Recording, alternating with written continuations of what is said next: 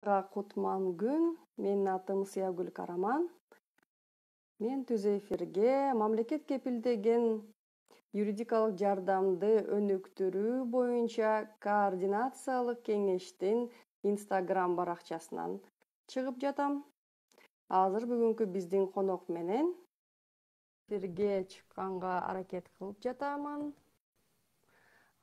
Укуктук маселелер боюнча сурооңуздарды түз эфир маалында комментарий түрүндө берсеңиздер болот. Акжол Сабырович, саламатсызбы?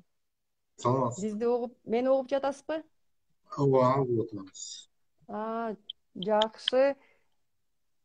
Акжол Сабырович, бүгүнкү биздин темабыз Кыргызстандагы мамлекет кепилдеген юридикалык жардам системасы жөнүндө болмокчу. Биз менен түз эфирде Юстиция министрлигинин алдындагы мамлекет кепилдеген юридикалык жардамды координациялоо борборунун директору Акжол Калбеков болмокчу. Акжол Сабырович, сиз ушул Юстиция министрлигинин алдындагы мамлекет кепилдеген юридикалык жардамды координациялоо борборун негизделген күндөн баштап жетектеп келатасыз. Ал убакта мисалы офиси дагы, кызматкерлери да жок, кагаз түрүндө эле болгон бир борбор эле да. Ошо 4 жыл ичинде кандай борборго айланды? Маекти ушундан баштасак. Чоң рахмат.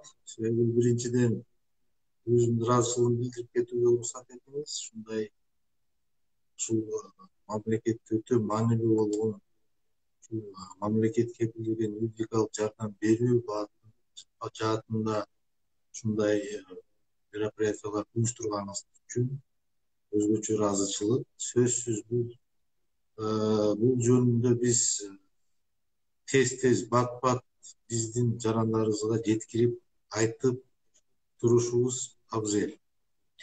Ал эми сиздин сурооңуз боюнча айта кете турган болсом, чынында сиз эң туура айттыңыз. Башында биздин борборубуз түзүлгөндөн баштап бир топ уюштуруучу маселелер, көйгөйлөр чыгып, аны чечүү жолдорун издеп дегендей иш кылып, ал менен бирге ушул юридикалык жардам берүү маселесин дагы калтырбай биз чогуу бирге алып барганга аракетти жасадык. Эми уруксат берсеңиз, мен ушул кыскача ушул биздин борбордун түзүлүшү боюнча Ошо тарыхка кайрылып кетсек. Мамлекет кепилдеген юридикалык жардам системасы жөнүндө кыскача ушул биздин угуучуларга, биздин көрүүчүлөргө түшүнүктүү болуш үчүн айтып кеткенге уруксат этиңиз. Чынында өзүңүздөр белгилүү болгондой, акысыз юридикалык жардам, мындайча айтканда, элдин арасында айтылып калган мамлекеттик адвокат деген сизге маалым болуш керек, Союз маалынан бери болуп келген нерсе.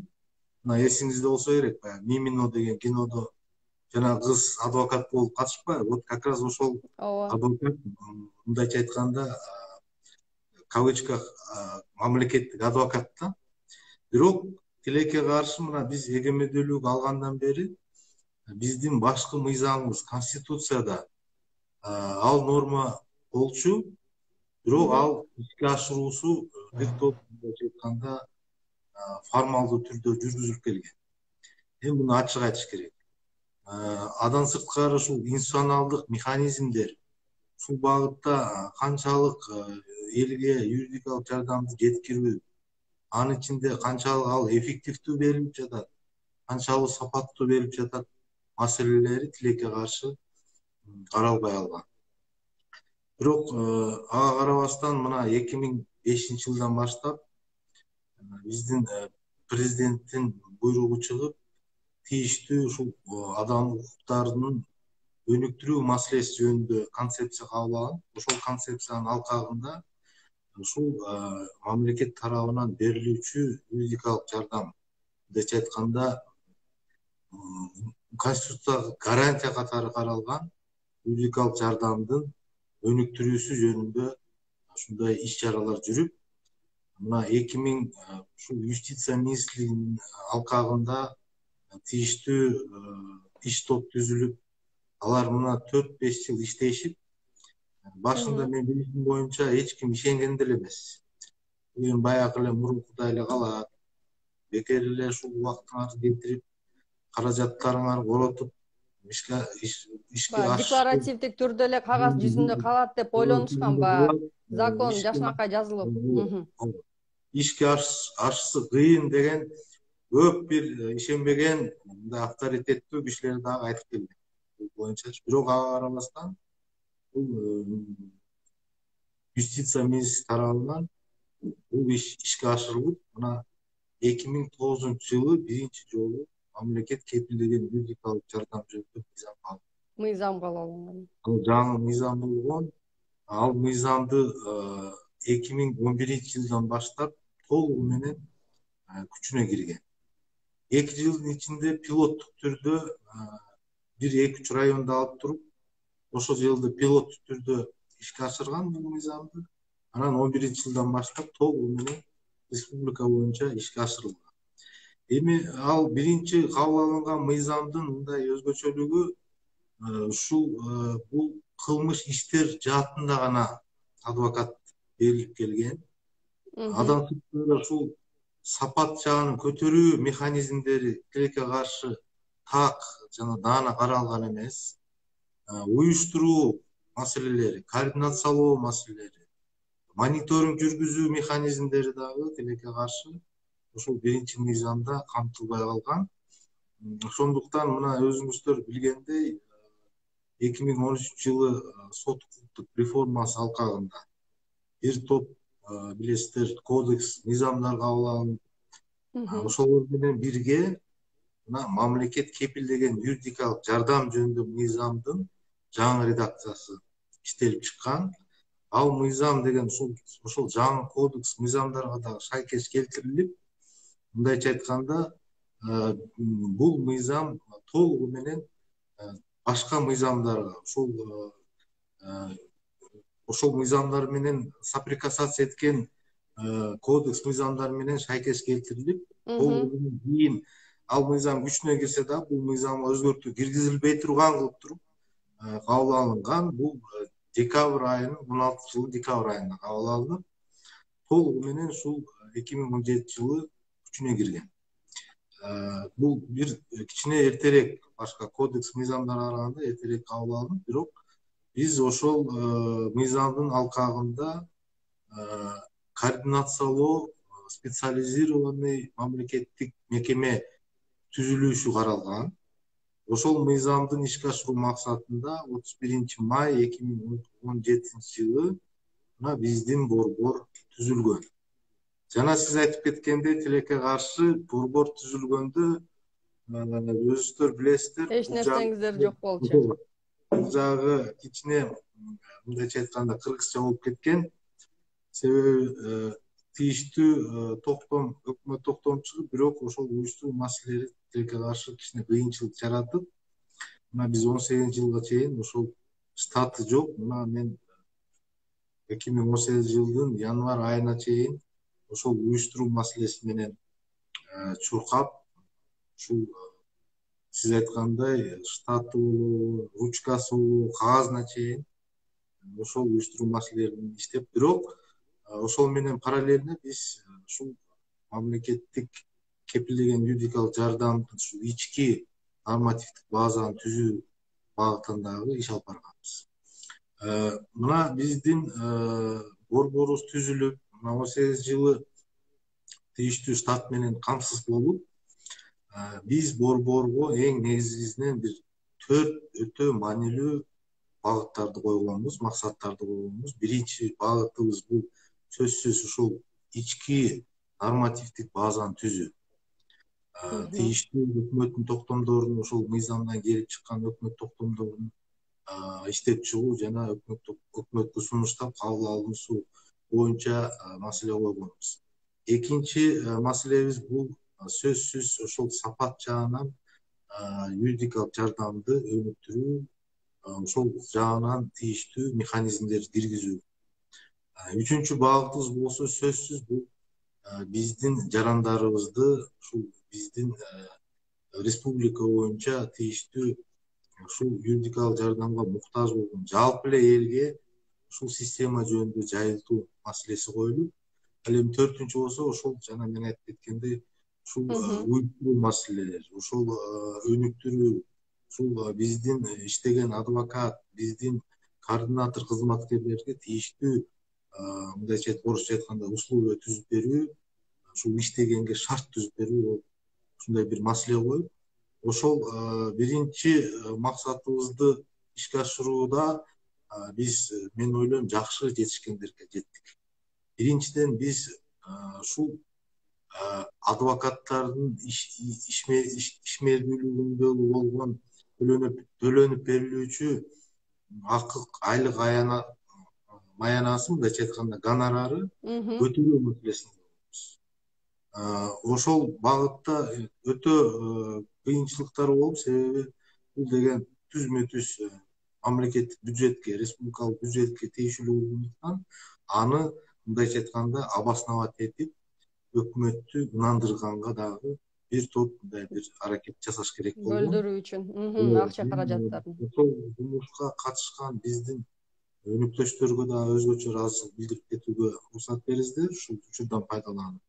Биздин адвокатура, Кыргыз Республика адвокатурасынын жетекчилигине дагы өзгөчө ыраазычылык, себеби биз ошол жумушту биргеликте ишке ашырып, мына буюрса ошол 18 жылдын декабрь айында ушул адвокаттарга төлөнүп берүүчү өкмөт токтому, ушул эрежеси боюнча өкмөт токтому кабыл алынып, эми жөнөкөй тил менен айтканда, мисалы үчүн мына 17 жылы адвокаттарга бюджеттен 15-16 миллион сом каралган болсо, мына ушул токтомдун негизинде 19 жылдан баштап биздин адвокаттарга ушул именно ушул адвокаттардын гонорарына 74 миллион сом өкмөт тарабынан каралган. 5-6 эсе көбөйтүлгөнгө мындай жетишип, себеби биздин мындай бир кубанычтуу айта турган нерсе, өкмөт тарабынан дагы ушул маселенин маанилүүлүгүнө мындай жеткире билдиңер. Ушул нерсеге дагы көңүл, ошондуктан ошол сот реформасы алкагында жүрүп аткан иш катары бул жаатта дагы чоң мындай акча бөлүнүп берилди. Эң негизгиси бул токтомду кабыл алгандан кийин мына биздин адвокаттар ушул биздин системага кирүүгө мындай бир эмеси пайда болду. Шыктандырдыңыздар.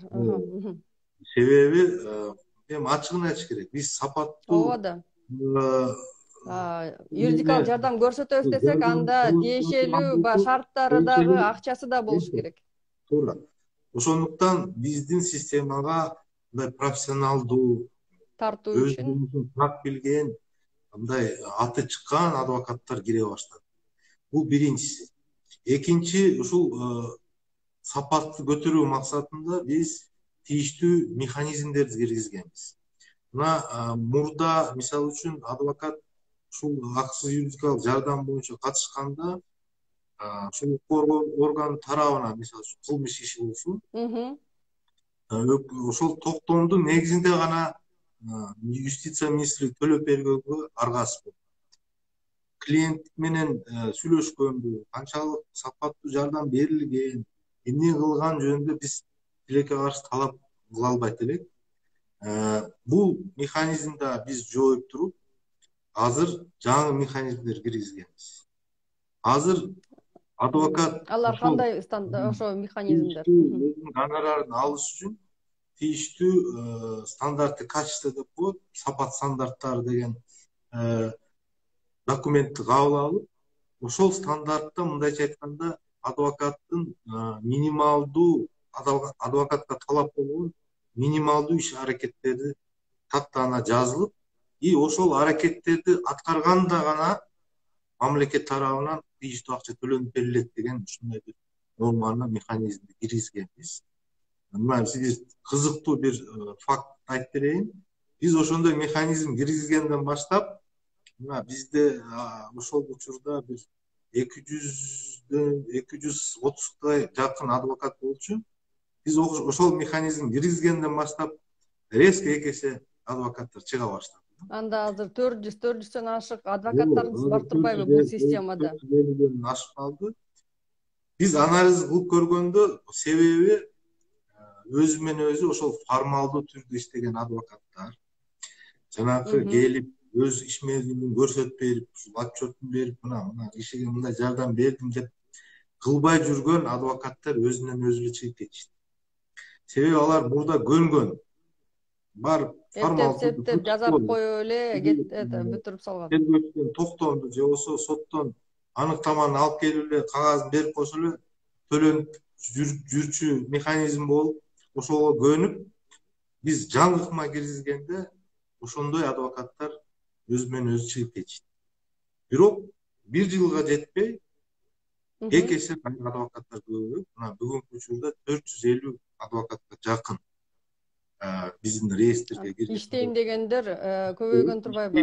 Адвокаттар, конечно, мен бардык адвокаттар идеалдуу биздин реестр. Бардыгы ушул сапаттуу, эң жогорку деңгээлде жардам берип атат дегенден алысмын. Сөзсүз арасында адвокаттар болот, ар кандай субъективдүү, объективдүү причиналарга ылайык, возможно, арыз да түшөт. Бирок биз анализ кылганда мына ошол 2 жылдын ичинде биздин жардам берген сапатыбыз 65% жогорулган. Дагы эң кубанычтуу айта турган нерсе, биз ошол 19 жылдын жыйынтыгы боюнча 8 киши ушул акысыз юридикалык жардам алкагында сот тарабынан акталуу өкүмү чыккан. Бул деген акысыз юридикалык жардамдын тарыхында жок болгон эмес экен. Биз аны изилдеп чыктык. По крайней мере, ошол эгемендүүлүк алгандан бери ошол мамлекет тарабынан берилген адвокаттар жеңип чыгуусу мурда жок. Тун жетишкендик болду. Мына 20-жылдын жыйынтыгы боюнча биз уже 14 кишиге ошондой сот тарабынан биздин адвокаттардын жардамы менен ушундай өкүмдөр чыкты. Жыл сайын статистикага караганда адамдардын кайрылуусу көбөйүүдө.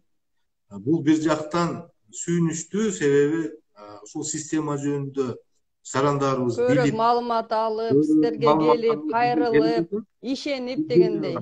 Экинчи жагынан болсо, тилекке каршы ушундай көйгөй маселе биздин элдин арасында көп экендигин далилдеп турганы мындай өкүнүчтүү.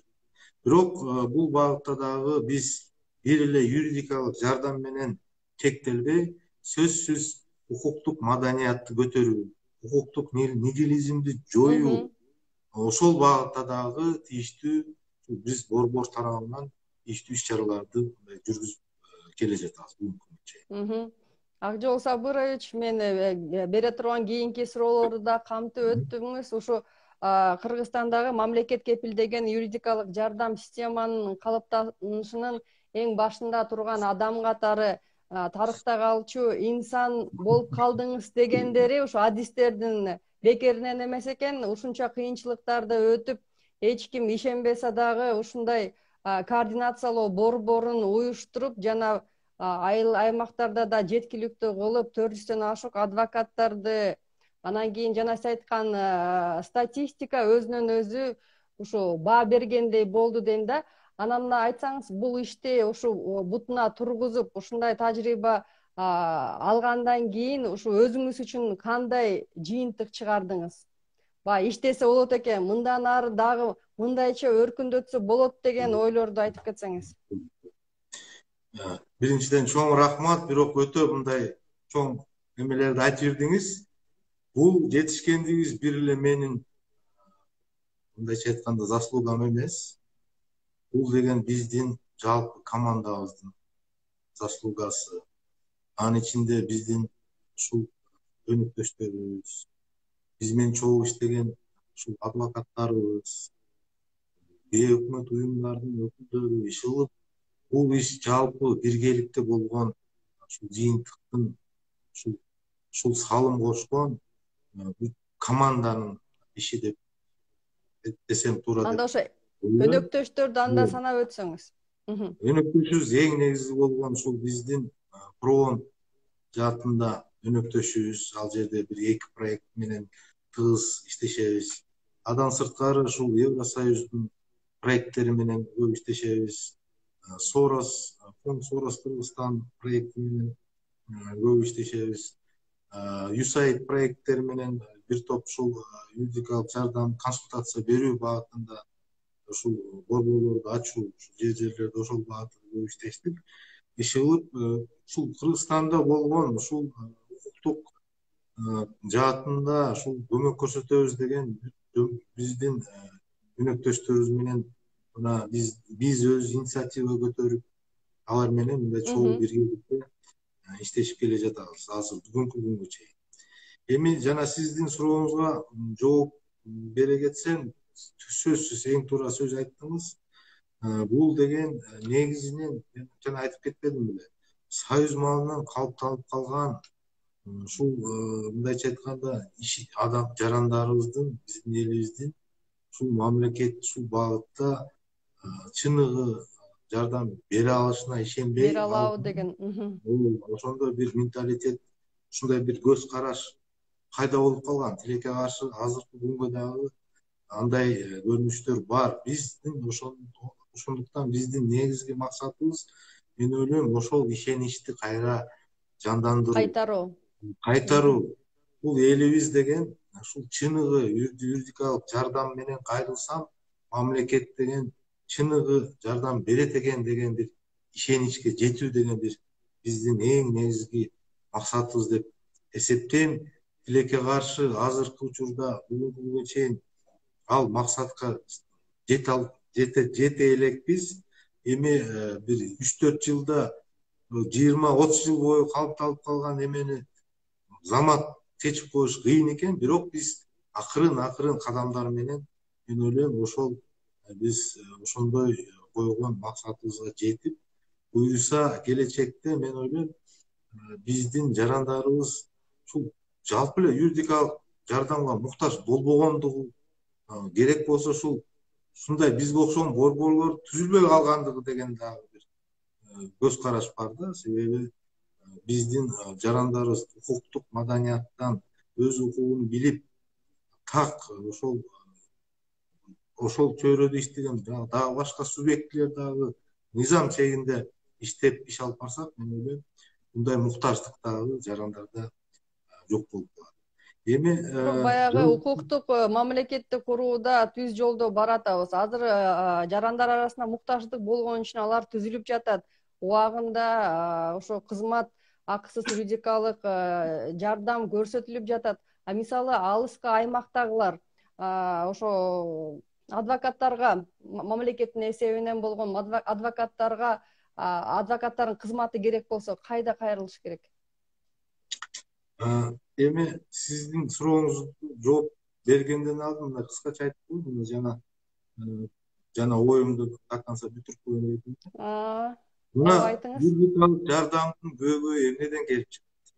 Биз анализдеп көргөндө ушул укуктук маданият төмөндүгүнөн, укуктук нигилизм, мыйзамдарды билбегендиктен болуп келе жатпайбы? Ошондуктан анан биздин тилекке каршы жарандарыбыздын мындай ушул багытта ушул маселени кыргызча чечип койгонго аракет кылуусу дагы бир өзгөчө ушундай жол тогот да.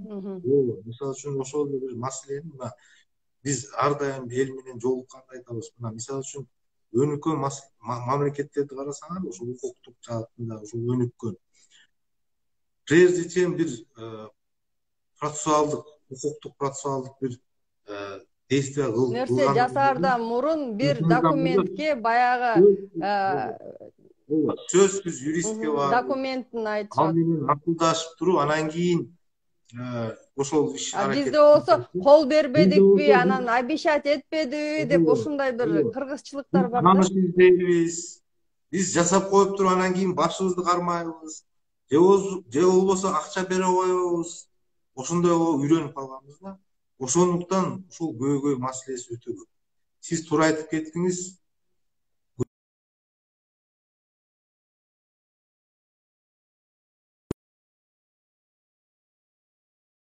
Ошол стресстер, кечиресиз.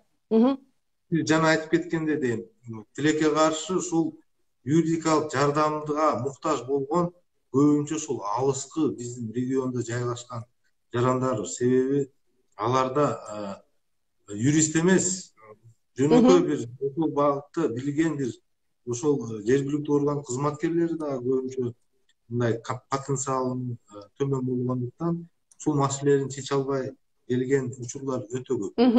Ошондуктан биз ушул багытта мына өзүңүздөр белгилүү болсо керек, тилектеш автобусу деген юстиция министрлиги тарабынан ушундай долбоор ишке ашырылып 16 жылдан бери ишке ашырылып келе жатат. Бул долбоордун да өзгөчөлүгү ушул автобуста биздин юристтер, адвокаттар, анын ичинде ушул мамлекеттик органдардын болгон кызматкерлери чогуу биргеликте ушул алыскы региондорго чыгып, ошол жерлерде тийиштүү консультация берүү ушундай бир эмеси каралган. Бирок азыркы мына акыркы 1 жылдын ичинде биз кичине ошол багытта ыкмаларды өзгөртүп, ушул жардам эффективдүү жана сапаттуу берүү максатында биз биринчиден сөзсүз ошол автобус менен чыккан кызматкерлерди тийиштүү окутуудан өткөрдүк. Кандай консультация бериш керек, кандай интервью кылыш керек, канчалык психологический плане кандай кылып алар менен сүйлөшүш керек. Мына мисалы үчүн бизде көйгөй болгон зордук, зомбулук маселеси туурабы же. Ошол маселени дагы ошол консультация берип аткан киши ошону таап, ошол кишиден ошол нерсени айтырганга дагы өзүнүн ыкмалары керек. Андыктан биз ошол ыкмаларды дагы киргизип, конфиденциалдуу түрдө өзгөчө жолугуп, өзгөчө сүйлөшө тургандай кылып тийиштүү жабдыктар менен камсыз кылып, мына пилот катары быйыл ошол биздин Луч Света деген проект турсаңыз керек, пробный бир проект аркылуу ушул пилоттук ушундай ыкмаларды киргизип, өзүнүн жакшы бир жыйынтыктарын берип атат да. Биз ойлойбуз эми келечекте дагы ошондой ыкма менен ушул тилектеш автобусубуз иштеп баштайт. Андан сырткары биз ушул автоматташтырылган системаларды киргизип, ошол тилектеш автобус менен чыккан жарандарыбыз, чыккан кызматкерлерибиз тийиштүү ушул цифровой электрондук форматта ушундай иш алып баруу ыкмаларын дагы киргизүүгө, себеби бул көп жеңилдик берет, көп ушул эффективдүү жана сапаттуу жардам берүүгө дагы мындай бир түрткү болот деген оюбуз бар. Андан сырткары сиз билгендей, азыркы учурда биз райондордо акысыз юридикалык жардам берүү, мындайча айтканда, тактап айтканда консультация берүү борборлорун түзүп келе жатабыз. Азыркы учурда 32 районго борборлорду түздүк. Жана сиздин сурооңузга жооп, ошол райондордо отурган биздин кызматкерлер, юрист, адвокаттар, биринчиден алар акысыз кеп кеңеш юридикалык жардам беришет. Ал эми ушул юридикалык жардам консультация берүү учурунда ошол кайрылган жаранга адвокат керектиги аныкталса, ошол борборлор аркылуу ошол жараныбыздагы адвокат менен камсыз кылынууга мындай мүмкүнчүлүк алат. Эми ачыгын айтыш керек, азыркы ошол жерде иштеген биздин борборлордо иштеген биздин кызматкерлер мындай коомдук башталышта иштешет. Тилекке каршы ушул консультация берүү юридикалык жардамдын түрү мамлекет тарабынан каржыланбайт. Мен тактап айтып коеюн, юридикалык жардам ушул мыйзамга ылайык 2 түргө бөлүнгөн. Биринчи түрү консультациялык укуктук жардам, экинчи түрү болсо квалификациялык юридикалык жардам деп коебуз. Бул адвокат менен камсыздык берүү. Вот ушул юридикалык жардамдын биринчи түрүн ошол биздин борборлор берет, экинчи түрүн камсыздап беришет. Ошол тилекке каршы ошол жерде биздин юристтер, адвокаттар ушул баштапкы коомдук баштап эмесинде эрежеси менен иштешет, айлык майын албайт. Бирок биз аларга мотивация катары ошол жерде кабинеттерди бөлүп берип, тийиштүү техника жабдыктар менен камсыздык берип, интернет болобу, кагаз болобу, юридикалык литература болобу, иши бул баардык керектүү жабдыктар менен камсыз кылып берип, единственное сиздер жактан ошол кайрылган жарандарга ушул акысыз консультация берип туруусуна зарыл, абзел деп ошондой келишим түзүп, келишим менен иштешет. Бирок чынын айтыш керек, бул өзүнүн туруктуулугун кичине мындай күмөн санатат. Себеби айлык майына төлөнбөсө, чынын айтканда мындай контроль иштин сапаты дагы баягы кичине аксап калат. аксат. Биз муну мойнубузга алабыз. Ошондуктан бул маселе чечүү максатында дагы биздин борбор буюрса бир жакшы жетишкендиктерге жетишип атабыз. Азыркы учурда жогорку кеңешке биз демилгебиз менен ушул мыйзамга тийиштүү өзгөртүүлөр киргизилип, азыр биринчи окуудан өттү бул мыйзам. Буюрса ошол өзгөртүүлөрдүн негизинде ошол юридикалык жардамдын биринчи түрү, ошол жерде иштеген борбордо иштеген кызматкерлердин дагы финансы жагы дагы каралат деген мындай бир жакшы ишеничибиз бар. Буюрса ошол мыйзамыбыз кабылданып калса, ошол жерде ошол биз түзгөн борборлордун дагы ишмердүүлүгү мындан ары дагы жакшы иштеп кетишине мындай бир чоң ишеничибиз бар. Андан сырткары ошол жерде иштеген биздин буюрса ошол жерде борборлордо иштеген кызматкерлер ошол жерлерде, райондордо жалпы ушул мамлекет кепилдеген юридикалык жаатында тийиштүү саясатты ишке ашыруудагы ушул аларга жүктөлөт. Ошол жерде бүт координация болобу, юридикалык жардамдын биринчи түрү, экинчи түрүн берүү маселеси болобу, башка мамлекеттик органдар өз алдынча жергиликтүү органдар менен өз ара байланышуу маселеси, ар кандай акция, декадаларды уюштуруу маселеси, мен ойлойм, жерлерде ошол күчөп, сиз айткандай жанагы алыскы региондо ушул юридикалык жардамга жете албай жүргөн жарандарыбыздагы чоң мүмкүнчүлүк алат деген чоң ишеничибиз бар. Акжол Сабырович, ошо мен бере турган суроолордун көбүн камтып өттүңүз. Ошол жанагы укуктук маданиятты жогорулатуу боюнча дагы маселелерди камтыдыңыз. Анан кийин ошо мыйзам боюнча акысыз юридикалык жардамды кеңешти бир гана, мисалы, сиздердин системанын адвокаттары эмес, мисалы, мамлекеттик органдар, жергиликтүү өзүн өзү башкаруу органдары, НПО, мамлекеттик эмес уюмдар, юридикалык клиникалар көрсөтүшү керек. Ушулардын баардыгын баягы бирдиктүү саясатын сиздин борбор ишке ашырууда. Ошо баа берип кетсеңиз, мындай канчалык деңгээлде натыйжалуу иш алып баратабыз деп ойлойсуз? Өтө жакшы суроо бердиңиз, менин оюмча. Туура айтасыз. Бир эле юстиция министрлиги, анын ичинде бир эле биздин борбор жалпы бул маселенин чечилишине, мындайча айтканда, өзү күчү жетпейт. Андыктан ошол мыйзамдын негизинде жана мен айтып кеткендей, юридикалык жардамдын биринчи түрүн, консультациялык берүү жардамды мамлекеттик органдар, сиз айтып кеткендей, жергиликтүү органдар, анын ичинде алар менен бирге коммерциялык эмес уюмдар, юридикалык клиникалар, алар баардыгы консультациялык жардам берүүсү милдеттенди. Жалпы координацияны сиз туура айтып кеттиңиз. Юстиция министрлигинин алдында биздин борбор ишке ашырат. Жана мен башында айтып кеткендей, биз иштеп чыккан дагы бир өкмөт токтому кабыл алынган.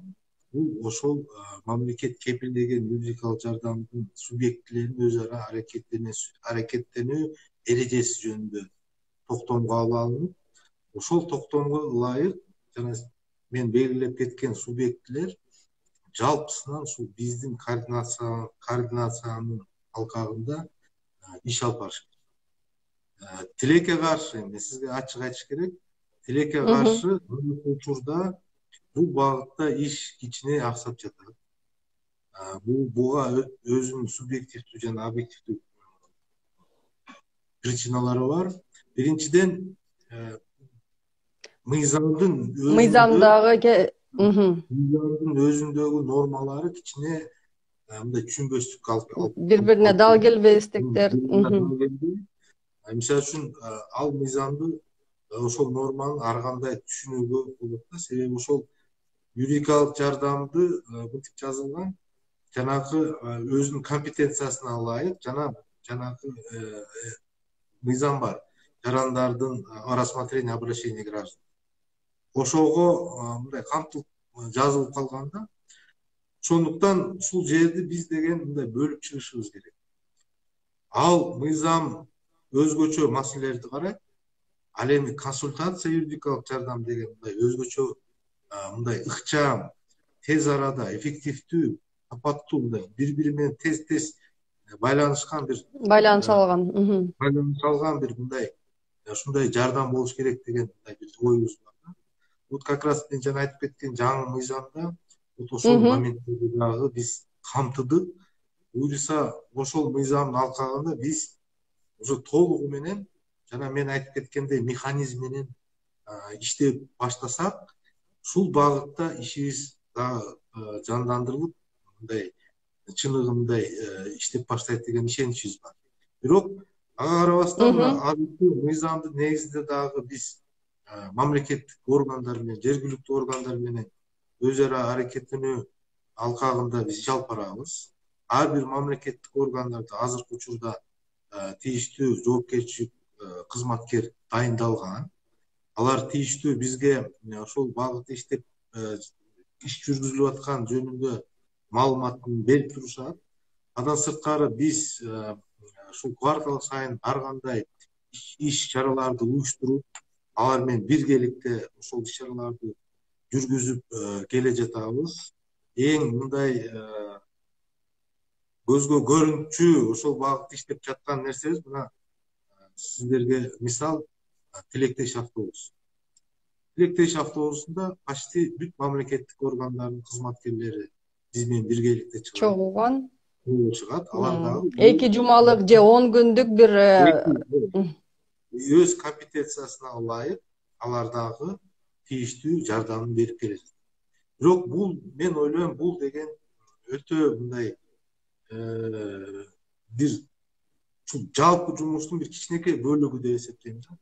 Себеби биз бул жерде ушул жалпы мен ойлойм даже бир жакшы бир ушул багытта концепция иштеп чыгып, бул концепциянын алкагында уже так даана иш алып барсак деген бир эми келечекте көрөбүз. Бул азыр тийиштүү анализде жүрүп жатат. Кандай маселелер бар, кандай көйгөйлөр бар, биз в принципе билебиз, бирок биз так ошону мындайча айтканда выявлять этип туруп, анан ошого карап иш алып барайлы деген. Ушундан улам Акжол Сабырович ошо өз аракеттенүү маселеси боюнча да кошумча кылып койбосом болбойт. Ооба. Тыгыз бейөкмөт уюмдар менен өтө тыгыз байланышта иштешебиз. Сизге мына маалым болгондой координациялык совет деген ушундай бир платформа түзгөнбүз. Бул жерде бул платформага бул координационный кеңеште 80ден ашык бейөкмөт уюмдар кирет. Бул кеңеште биз жалпы координатор катары бул жерде ушул жалпы бир жумушту алып барганды максат кылып койгонбуз. Мындайча айтканда, ушул ишмердүүлүктө кайрылган, кайсы жакка кайрылбаган жараныбыз конечный итоге жардам алыш керек. Жардам алып чыгыш керек. Бири-бирибизге жөнөтүп турабыз. Мисалы үчүн ар кандай акция, ар кандай иш чараларды жүргүзүп турабыз. Ишул мына бүгүнкү сиз уюштуруп жаткан мындайча айтканда ооба, түз эфир дагы ошо мамлекет кепилдеген юридикалык жардамды өнүктүрүү боюнча координациялык кеңештин биздин баракчасы иштелип жаткан мындай иш аракеттин бир мисалы десем жаңылышпайм. Мгм. Акжол Сабырович, анда жыйынтыктап айтып кетсек, Кыргызстан боюнча 32 акысыз юридикалык жардам борбору иштейт. Алардын даректерин, байланыш номерлерин укук жардам gov.kg сайтынан тапсаңыздар болот. Эгерде сиз акысыз юридикалык жардамга муктаж болуп жатсаңыз, мамлекет кепилдеген ушул сайтка кайрылып, жергиликтүү координаторлордун телефон номерлерин таап, кайрылсаңыздар болот. Сизге акысыз юридикалык кеңеш алуу мамлекеттин эсебинен адвокат жалдоо боюнча толук маалымат берилет деп бүгүнкү эфирди бүтүрөлү. Биздин суроолоруңузга жооп бергениңиз үчүн чоң рахмат. Бүгүн бизде түз эфирде Юстиция министрлигинин алдындагы мамлекет кепилдеген юридикалык жардамды координациялоо борборунун директору Акжол Калбеков болду. Баарыңыздарга ийгилик каалайм, сак саламатта болуңуздар. Рахмат, сизге да чоң рахмат.